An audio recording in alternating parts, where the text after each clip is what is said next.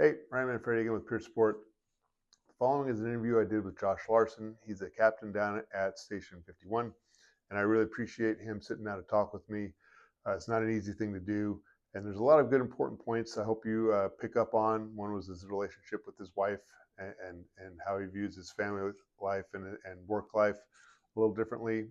Um, the culture change here at Metro Fire from when he started or first got introduced to the fire service and where we are today. And the other one that I found very interesting was the recognition of the battalion chief, Ryan Pittman, who was on this call, recognizing that his crew had experienced a significant call. And he took it upon himself to reach out to peer support, to reach out to Josh and his crew. That is kind of the purpose, or that's kind of how this program is supposed to work. It's not necessarily you recognizing that you might be struggling, although that would be best case scenario. It's having other people around recognize it for you and have the courage to ask if you're okay, or have other people reach out and see if you're okay. So I hope you enjoy the interview. It was, like I said, it's very hard to sit down and talk about some of this stuff. I really appreciate Josh doing this. And that's it. Thank you.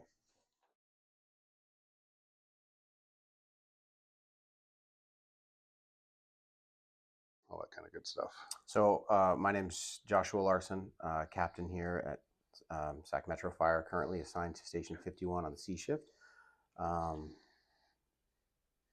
been here for a little bit over a month now, and yeah, still feeling it out. It's great. All right. How long have you been with Metro Fire? I got hired in 2011, so 14 years right now, and I volunteered a couple years before that as a cadet with Metro Fire, with the cadet program. So, yes, sir. Oh, you don't need to call me sir. That's okay. Well, okay. So tell me, you've got an interesting history with fire service. Tell me about how you got from being a kid up to this point now, being a company officer. Yeah, my first interaction with the fire service was with, at the time, he was Captain Bill Daniels, but I went to school with his son, and he invited me to do a ride along in Station 109. And when I pulled up, and just to see the camaraderie, they had like movie night, and they're just a tight knit bunch. But when the tones dropped, watching them change from a bunch of really good friends to a professional and organized team that were just giving each other a hard time 5 minutes ago back in the station was incredible.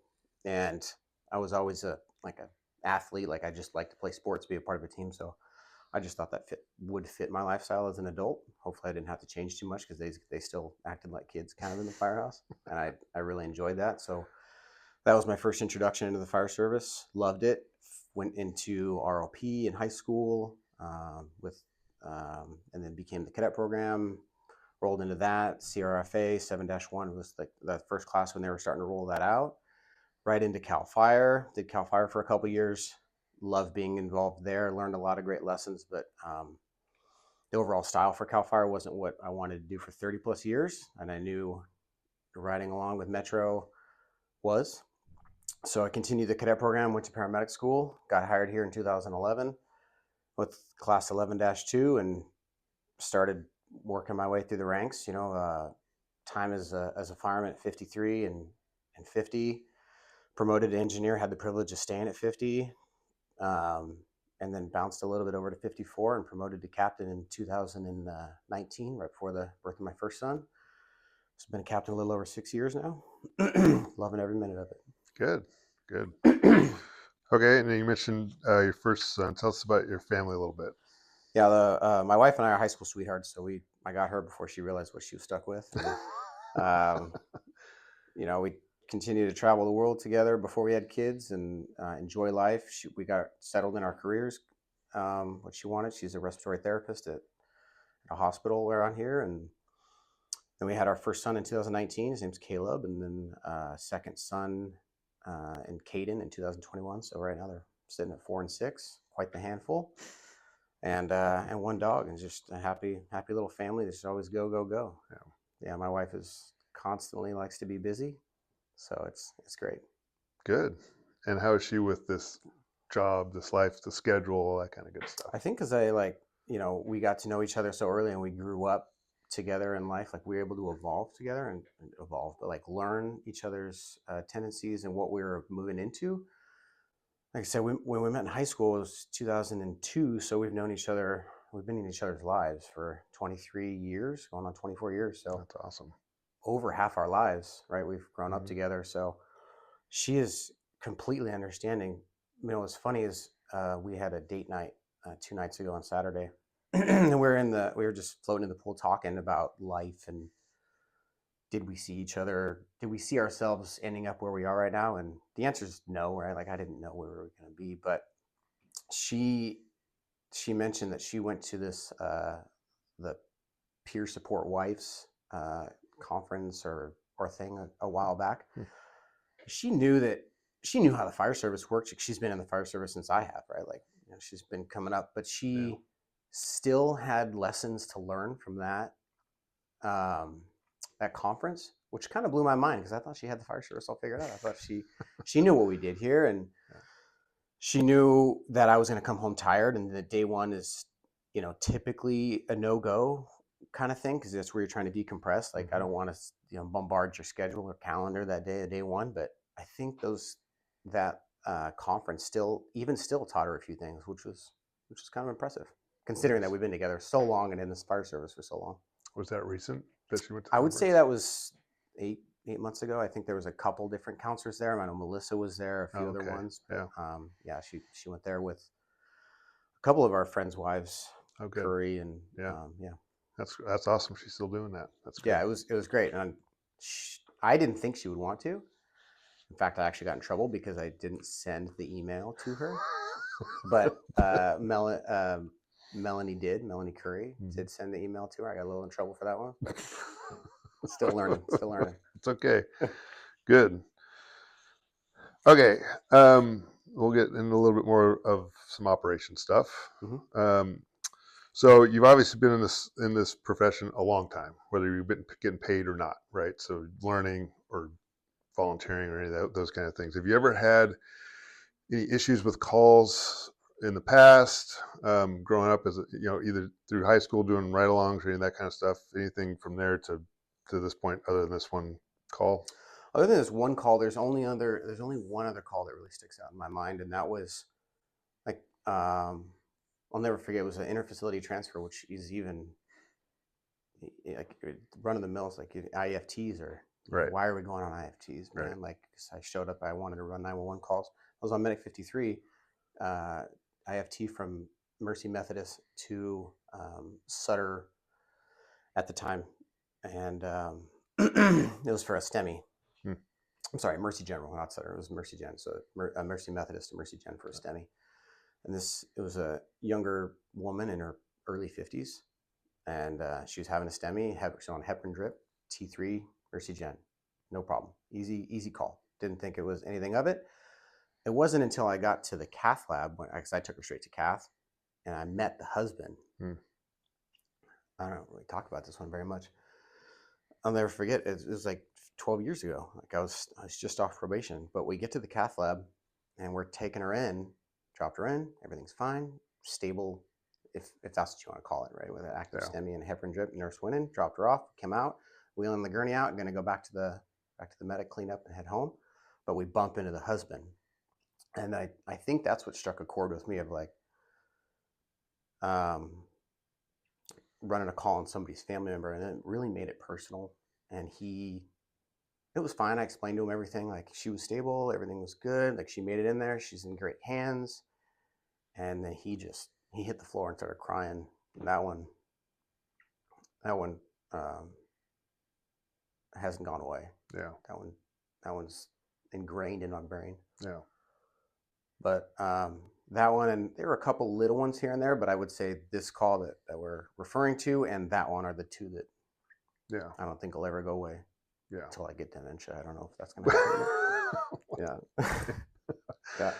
Yeah. um, so how would you consider as far as talking about these kind of things when you started, was that in the culture here at the fire service or in Metro Fire, or was it kind of? No, you don't. Um, you don't talk about that kind of stuff. Yeah. It I think it expressed a form of weakness, like it was interpreted as weakness. Yeah. Um, And I'm not saying that like we should be hugging and, you know, as soon as we get back to the station and making sure that everybody talks about their feelings. But I think there's a level of communication that needs to be had. Like it needs to be changed, because back then you didn't talk about that kind of stuff at all. Like you just packed up, cleaned your gurney, wiped it down, and next call, let's run. I mean, we have a job to do. Like that happens to happen, but we also need to recognize. I think we could do a better job of recognizing when something bothers you. I'm I don't know if it's as I get older, but I'm seeing it a little bit more, maybe with myself. Yeah. Okay. We'll get into that one here in a minute. Okay. Well, let's talk about this particular call. You came up to me, might have been last year, and told me about this call, and I hadn't even heard about it. So why don't you walk us through as best you can, or whatever you want to say, what this call was? Yeah, I'll try to shorten it down, because I could talk for a while about it, but because it's a long call. But it was I'll never forget. It was in the middle of December. It was our last set before Christmas. You know, because the guys got the vacation around the holidays, and I had a ribeye roast on the dinner, and you know, we'd get the call, run a medical aid. What station were you at? I was at 5-4. So okay, we're working 5-4 with Engineer Roland and Firefighter Hawkes. Had the ribeye roast, get a call, critical medical aid. We had to ride in, you know, and you know, okay, riding in. And now I'm riding in on traffic in the evening, and it's slowing it down. Dinner, and you're thinking about dinner, but you know, you've got a job to do. So we run down to UC Davis, follow the medic in tow with Firefighter Hawkes in the back of the medic, and I remember Dave and I just chatting about how terrible there are drivers out there. I think because we wanted to get back to the station, and he's just, why is everybody just driving so poorly tonight? And pick up Firefighter Hawkes. We start driving back, and I'm looking at the traffic. I got tablet command. I got active 911, and all the maps pulled up, and I see traffic's ahead on Highway 50. And I'm like, all right, man. Hey, if we dip in off power in here, we could just shoot Folsom down, and we'll miss the traffic here. But I said that just late enough that he couldn't shoot over to power in exit. Little did I know that was meant to be, from whatever you believe in. I think we're supposed to be at certain places and for certain reasons. I didn't know that at the time. Pass power in, and traffic's coming to a screeching halt. And I see reports of an accident. I have nothing on the CAD. Nothing's being dispatched yet.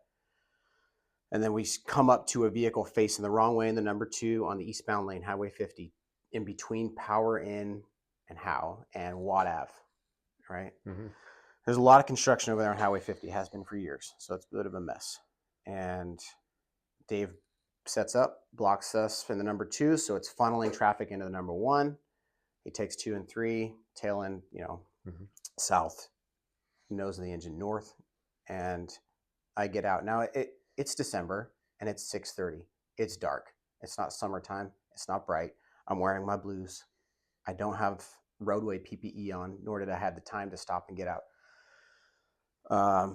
Could I have thrown a jacket on? Sure. Should I have? I didn't in the moment. So there's that. I hop out, and I see this gentleman holding a 2-year-old, or it looks like a 2-year-old that I'm assessing, walking in the street. And there's a couple bystanders in the front of the car. So I made contact with the gentleman, assuming that he was the driver. Are you involved? Yes. Okay, how can I help you? And he was very dismissive. Didn't want anything to do with me, which is not normal, right? Like normally people want our help when we get there. Yeah. We're not the cops, but this guy didn't want nothing to do with us. And he walked away from me. I said, oh, that's kind of odd. And this, like, not 5 seconds later, a female bystander walked up to me and she said, there's something wrong with him. I don't know what happened, but he was driving this car and he's not acting right. I'm like, okay. I turn around. In that 10 seconds of the last time him walking away from me and her walking up to me, I turn around. He's already at the tailboard of the engine and he's walking into traffic. Traffic funneling down. So they're going 5-10 mile an hour, still moving traffic. Pete had just hopped out of the engine. I see him coming behind me, but I'm hyper-focused on him and the 2-year-old. I get on the radio, update dispatch of my findings, where I'm at, what I need, give me CHP, I got a male walking in the traffic, and I start pursuing him. I was only 5 to 8 seconds of me talking on the radio. By then, he is already 15 feet in front of me, so I'm picking up my pace. Now I see him approach the K-rail, and during construction, you got that express lane, those two express Yeah. lanes heading westbound. So I Yeah. got my 4 or 5 lanes headed eastbound, and he's at the K rail to step over into the 2 express lanes. So now I'm running to him, but before I could get to him, he steps over the K rail with his child. I'm assuming it's his child. I get to the K rail. Pete is firefighter Hawkins. Pete is right behind me. He's getting to me, and we're pleading with him to give me the kid. Made a couple attempts. He wasn't having it. Cars are flying at express lane speed, 70, 80 mile an hour. Because it's dark, they can't see us. Yeah. Moving. I'm pleading with him to give me the kid, and I'm thinking, I just want the kid. Like, just give me the kid. Mm-hmm. Like, I'm not going to see this. He turned away from me and stepped into traffic. I jumped after him. I was reactive. I didn't think. I didn't have time to think. I jumped after him. I grabbed him, and I braced for impact because they were moving, you know. Behind me, Pete jumped as well. What I didn't know at the time was, luckily, firefighter Hawkins had a flashlight, and he was waving it at oncoming traffic in the express lane, which probably saved our lives. And so I ripped the kid out of this man's hands. Pete grabs this male and throws him against the K rail, or aggressively gets him out of the roadway. I'm holding the kid, and cars are locking their brakes up behind us. And I remember turning, and I'm seeing a black 4-door Honda Accord or sedan coming right at us. It's coming to an abrupt halt. And in the number 2 express lane, a big white semi coming as well. Both stop within about 5 to 8 feet from us. Wow. Extremely fortunate that happened that way. But, you know, and I'm thinking, okay, thank God. But that wasn't the end there. Like, so I remember waving at them, thanking them. Like, I could have been. All it took for them was to glance down at a text message, and we were gone. Yeah. So Hawkes escorts him. That was a kind way of throwing him back over the K rail into the other eastbound lane traffic.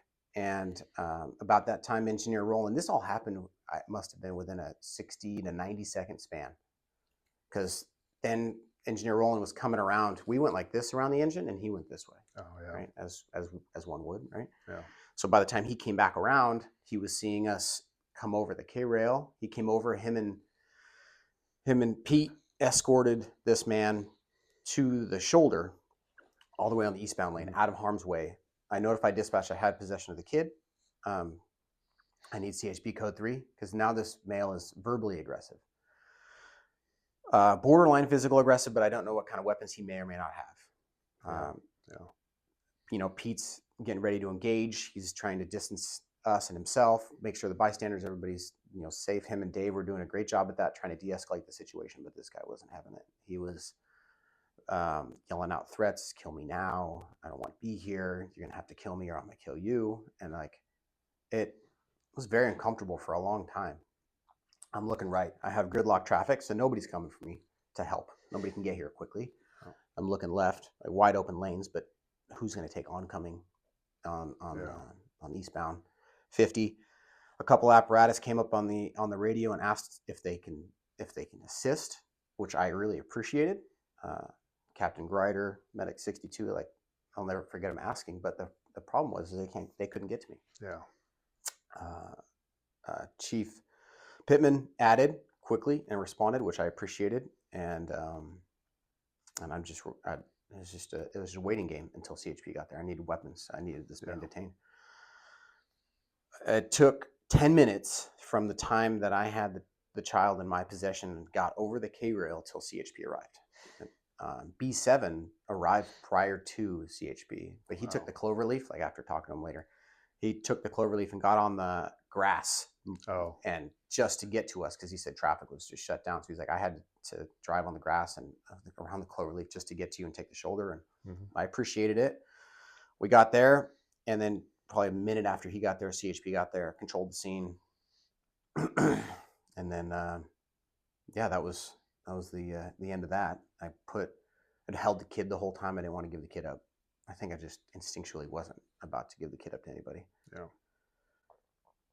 And then walked. He he mean Chief Pittman walked me over to his car. We put the kid down in there, and it was just a sense of relief. Like, okay, our job's done for right now. Take a second. I think that kid was so emotionally exhausted from crying so long, he just passed right out in Pittman's car, asleep, dead asleep, on the side of the freeway. But that's that call. Yeah, we got back. We headed back to the station, and then we're gonna go have Christmas dinner. Like nothing happened. I didn't just almost get smoked by a car. There's so many things that could have changed and gone differently. So many things. Pete and I could have gone smoked by a car, and then Dave could have came around the corner and seen his crew and kid. And I don't know. There's a lot of different things that could have had the outcome, but that scenario was the best outcome that it could have. And I'm just fortunate that it happened the way it did, that they weren't on their cell phones, that they paid attention, that Pete had a flashlight or all those things. Yeah. Did you guys talk about it at all when you got back? We did talk about it and cleaned up a few things because everybody had different perspectives, right? Like my perspective was different than Pete's. Dave had a different perspective because he came around the engine. He saw things completely different from a different side of that we didn't see, and we chatted about it. I think luckily firefighter Harding was at 106 at the time. Pittman was there, being B7, mm-hmm. So they kind of wrapped. I think Pittman just told, "Hey, Phil, you might want to reach out to 54," and he did, and he came by the next morning with breakfast, and we talked about it in more detail, which I greatly appreciated. I've never talked to anybody about anything like with regards to counselors and stuff because I didn't think I needed to. I thought everything's fine. Yeah. Life is great. Yeah. I work with one of the best jobs in the world, and I work with great people. So what do I need to talk about? I got a great life, great kids. Mm-hmm. Yeah. Until that call, I've heard you talk about, our life's a bucket, right, or a cup, right? You continue to fill it. Mm-hmm. I think that was it. That was that call for me. That was like, this is too much. Yeah. I maybe could have taken a couple little more calls, but that was a big one. Yeah, the big ones. You get a fire hose in that bucket sometimes. Yeah. It fills up faster than you're ready for. Yeah. Yeah, that one. Go ahead. Oh, no, it's okay. So Phil came and sounds like a little mini diffusing with you guys. Mm-hmm. And then I assume you talked about resources and maybe things to look out for and all that stuff. How did that go for you guys? It was perceived well. I didn't. I immediately reached out to Melissa, and a counselor that was highly recommended from Phil, and we had a lot of great recommendations from him. And mm-hmm. She was the closest, and I reached out to her and set up a meeting within the next week or two, I would say, especially after I realized that it wasn't going away. Yeah. This was around the holidays, so I'd have I've never been out of control of my emotions, I wouldn't say. I've been told that I can be an expressive individual with my emotions, but I always felt in control of my emotions. But yeah. I'm sitting there in church during Christmas and I'm just crying randomly. It was eye-opening because I was just looking at were they 2 and 4 at the time? I didn't know. Sorry. It's okay, man. Take your time. You want to take a break? I just didn't know if I was gonna never see him again. They would never see me again. Yeah. So, I knew this one hit different, and I should talk to somebody because I don't want to have random crying bouts at the church or just random around the holidays. And I hadn't told my parents or any of that yet. But they knew something was wrong. Yeah. I don't cry just randomly in church or whatever, So, yeah. Okay. And to answer it, to finish the question, I followed up with, Roland and Hawkes, and I never pushed them to ask if they went and saw anybody. Maybe they did, maybe they didn't. but I did make sure that they were doing okay, and they handled it to the best of my knowledge, like great. They were solid, and I'm sure firefighter Hawkins has seen a whole lot more than that than I have with his background and his history. In fact, I know he has, so he's be able to handle it differently. But um, we all have different experiences levels with handling that stuff, right? And it affects everybody differently. Mm-hmm. So, but I circled back with them, and they were doing well, which was great. Yeah. What? So were there other signs other than the breaking down in church? Were there other signs, like sleep or isolation or anger, irritability, anything like that, or did your family notice? Maybe they noticed and didn't tell you, but did they happen to notice that you say they knew something was up? How else did they? They might have noticed. If they noticed, they didn't tell me.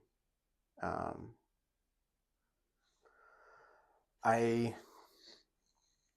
wouldn't say I drink a lot. I say we, for the most part, we all, enjoy wine here and there, beer, or nice glass of whiskey or whatever. But if my alcohol intake increased, I probably didn't know it, and I bet you it did. If I were to go back and watch myself from an outside lens, I guarantee you my alcohol intake increased. I wasn't putting down 6 to 8 beers a night or anything, but opening up that second bottle of wine when you shouldn't, like that might have happened.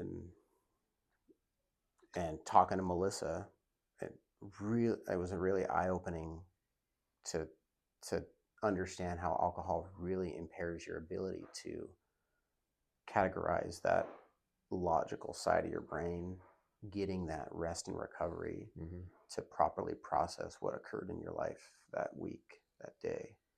I didn't understand that. I didn't realize how important that was. And that was the first thing she was like, no drinking. I'm like, okay. She's like, no, I'm not kidding. Like, you're not, That sounds like you're not drinking at least 4 or 5 days. And I was like, what? Not even like a beer? No beer. Okay, sorry, Melissa.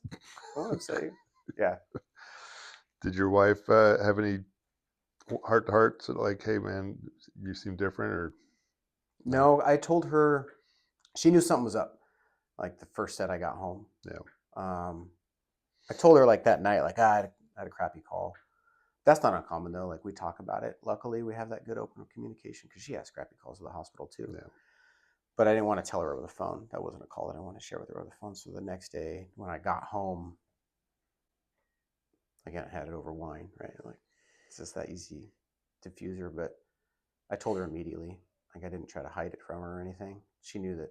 I'm sure she would have figured it out that something else was bothering me more than normal.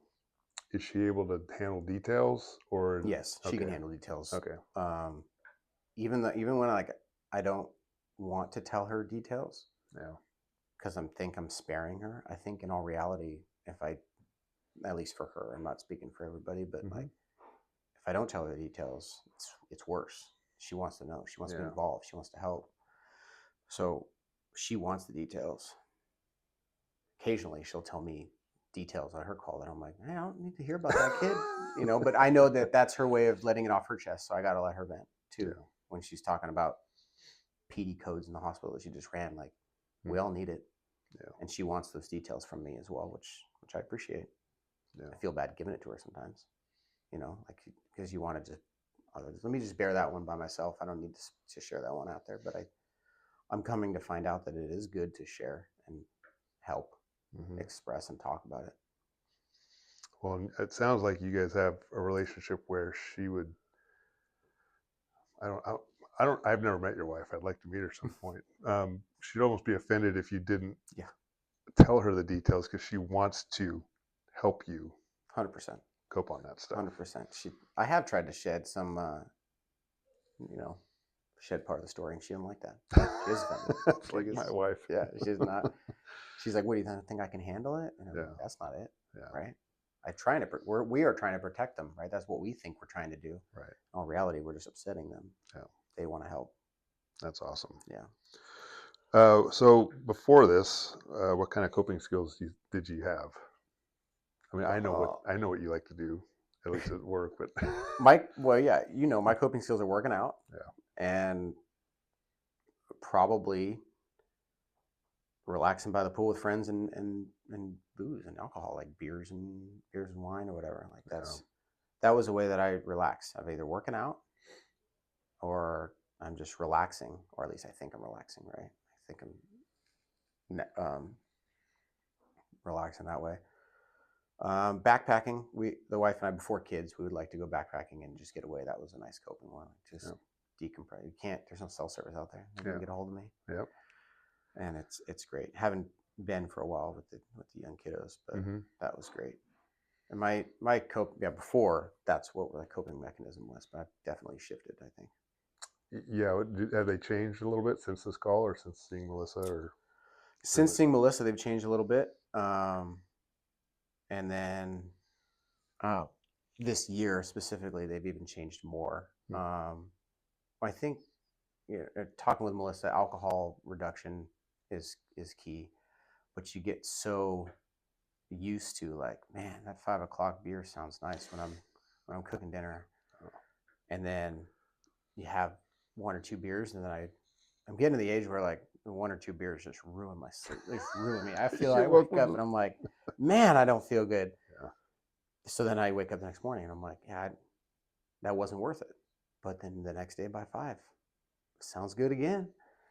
So getting out of that funk of doing that every day, and just being more attentive and sober with my boys has been great, because that's not fair to them. I've started to learn that, like, the effects on me and my sleep and waking up irritable and tired is not fair to them.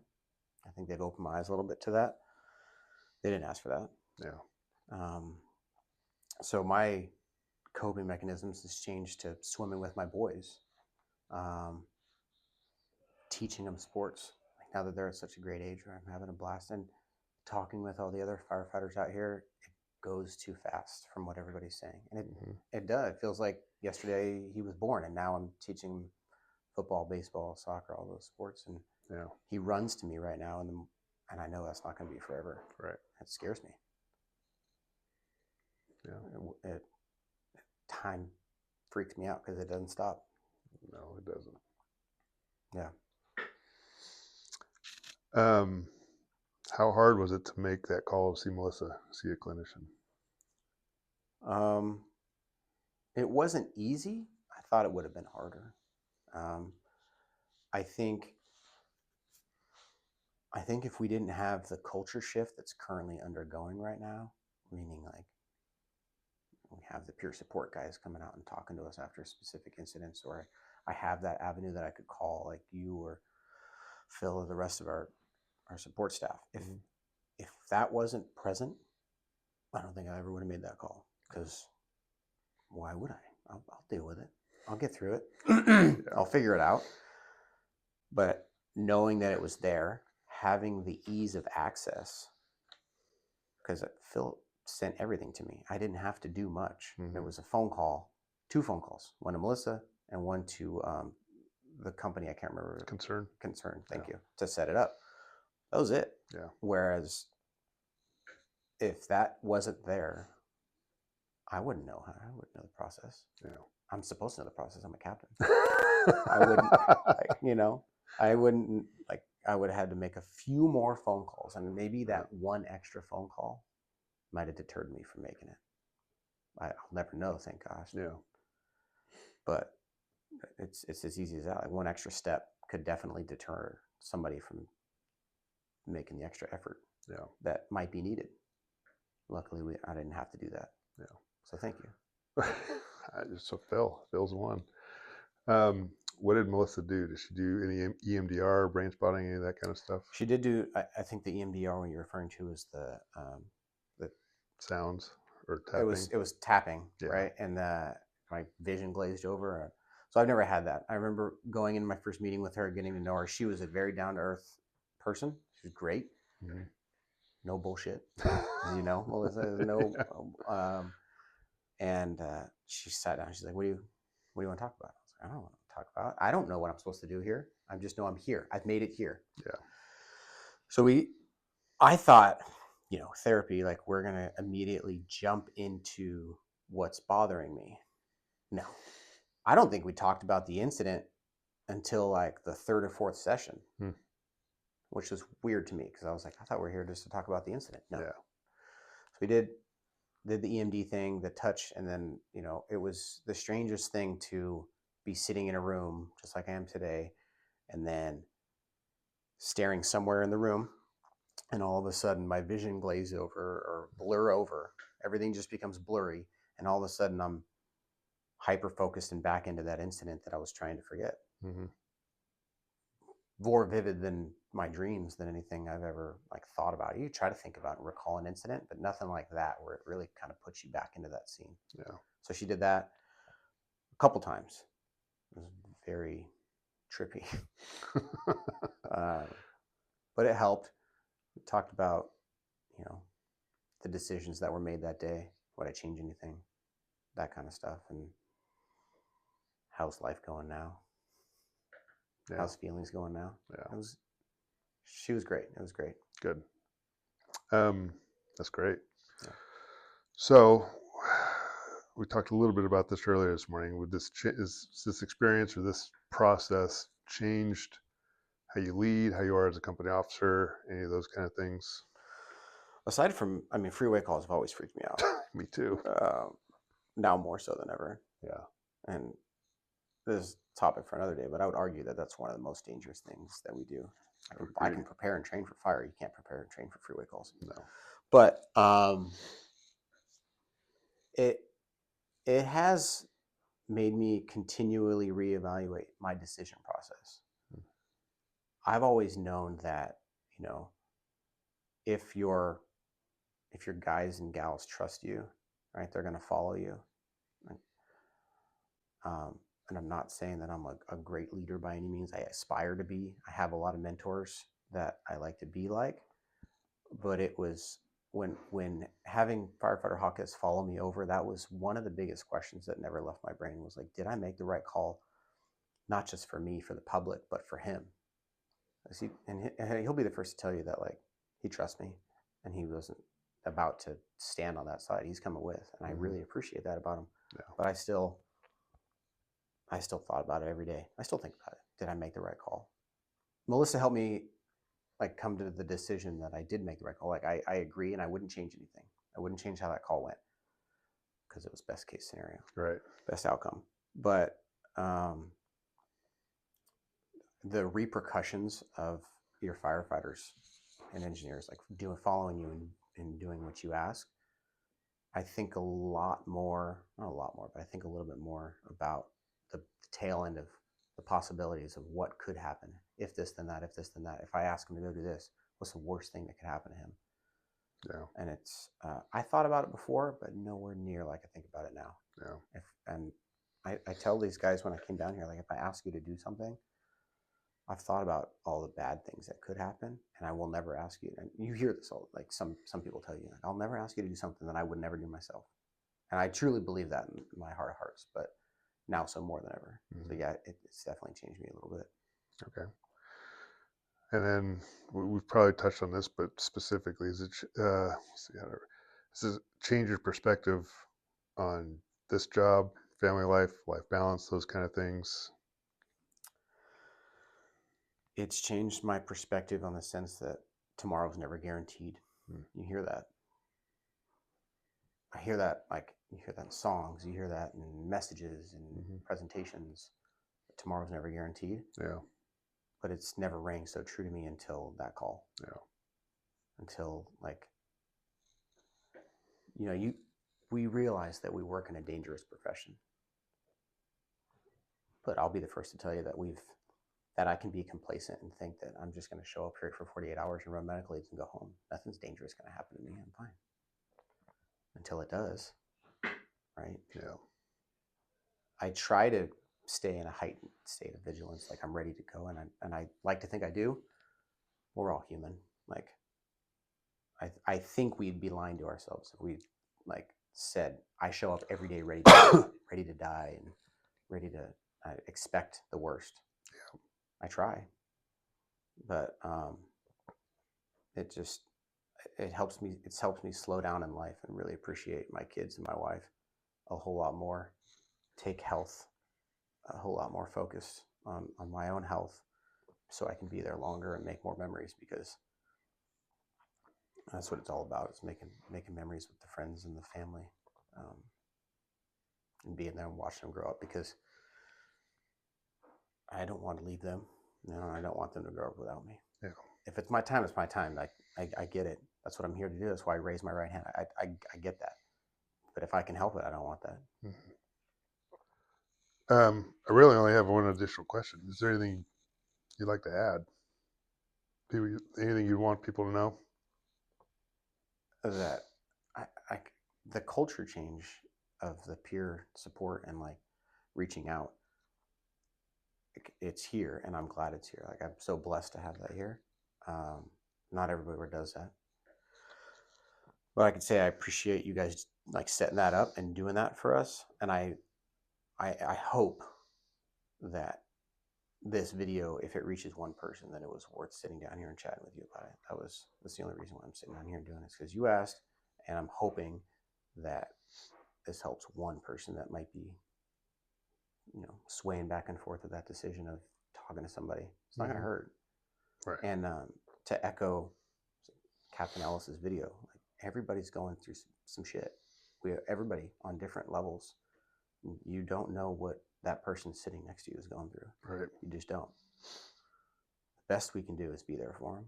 And I think that peer support culture is great, because it helps at least give you an avenue. Like, go, there's plenty of avenues to go talk to somebody. We have a lot of great counselors on our table. So I hope that, somebody watches this and is like, I'll make that call. It's not going to hurt. And not every counselor's for everybody. Don't get frustrated at your first one that you may not get along with. Yeah. I was talking to a firefighter the other day that he made contact with one counselor, and he knew it wasn't, after he did 2 sessions, it wasn't vibing, but he went and found another one. Loves the second one. Mm-hmm. Perfect. Didn't give up. Yeah. Don't give up. So. Well, I appreciate you doing this. This is not easy, and I think I've told you this morning. I've asked a couple people to do this. Most of them say no, because this is difficult. It's not easy, right? No. So I hope people appreciate the fact that of what you're doing here. This is very challenging to do, and it's in the reason I'm doing this. We talked about this, is reducing that stigma a little bit, and I appreciate it, man.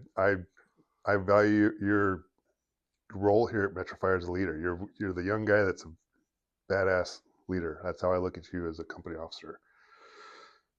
And it's always been, you've always been tactically dialed, and to me, this kind of shows it doesn't matter how dialed you are here. Shit happens to all of us. Absolutely. So I appreciate you doing this, and yeah, we'll be in touch, man. Oh, absolutely. Thank you. Yeah.